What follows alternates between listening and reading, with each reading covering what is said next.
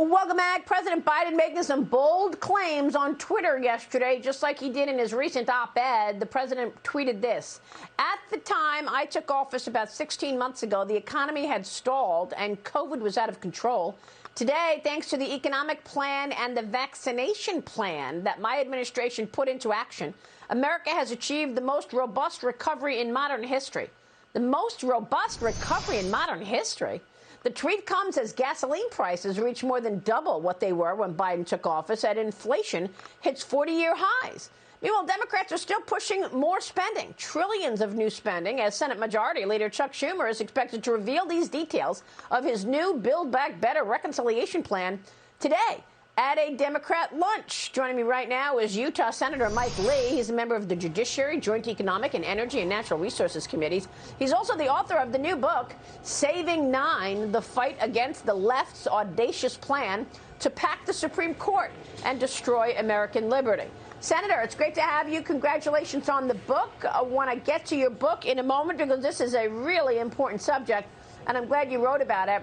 What can you tell us first, though, about all of the spending? We know we're at 40-year highs on inflation. We know gasoline prices have doubled since Biden took office, and yet he's calling this the most robust economic recovery in modern history, even though we know that the economy is shrinking. We're in a contraction. The GDP was down 1.4% in the first quarter.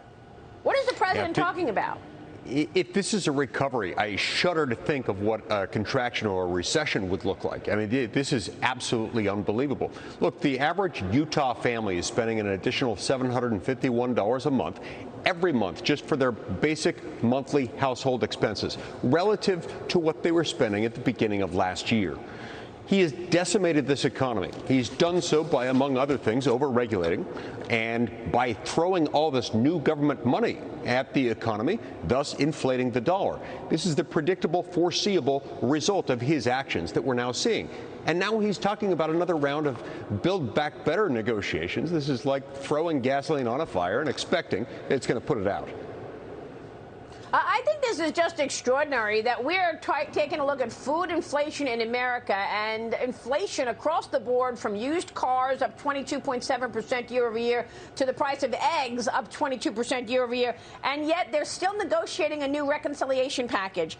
Can you tell us what you're hearing in terms of what's in this package and what Chuck Schumer wants to do?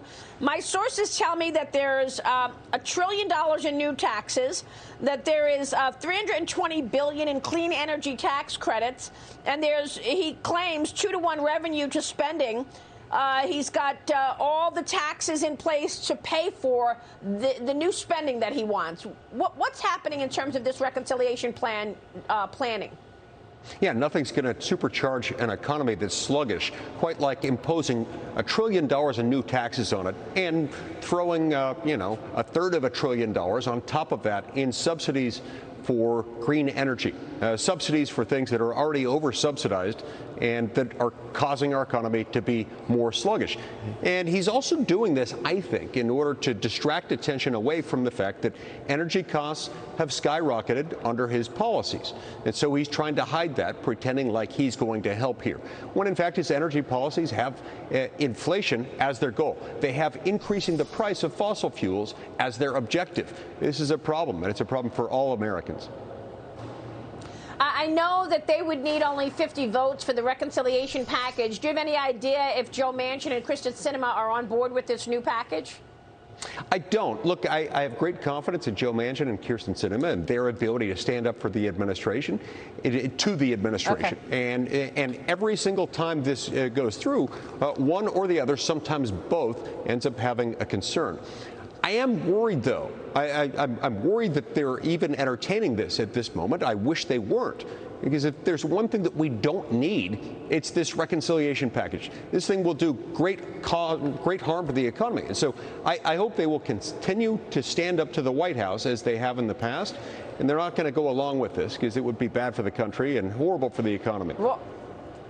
Well, it's incredible that on top of all of these added expenses, from gasoline to inflation everywhere else, that now we're going to get ready to pay higher taxes as well.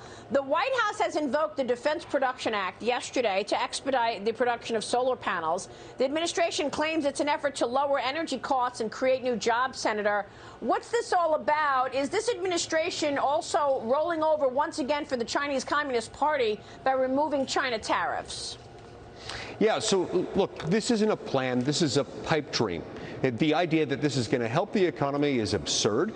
And this is an idea that I think is going to do more to help China than it is America. It's going to help China at America's expense.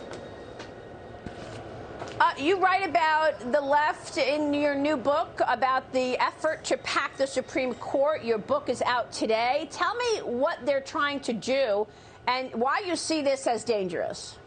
Okay, so look, they're responding to what they don't like out of the Supreme Court. When they don't get their way, when the Supreme Court of the United States finally comes out and says, hey, you know what, we've messed up a few times, and they're correcting themselves, the left can't handle that. And so they want to give President Biden the ability to appoint as many as 4 new Supreme Court justices, not because they think the Supreme Court is, understaffed and overworked, but rather because they want to secure a different political outcome.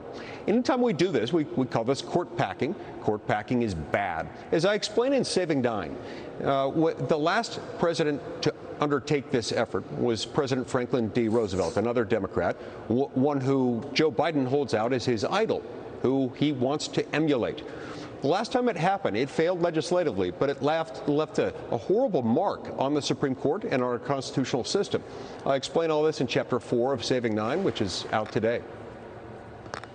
Well, I thought we were going to find out who leaked the memo on the abortion ruling in fast time. We still don't know. What's going on with that, Senator? Okay, so the investigation is still ongoing. Apparently, a few days ago, it was indicated by the Supreme Court that they're still investigating. They're still asking the law clerks over there to submit their phone records, to sign sworn affidavits.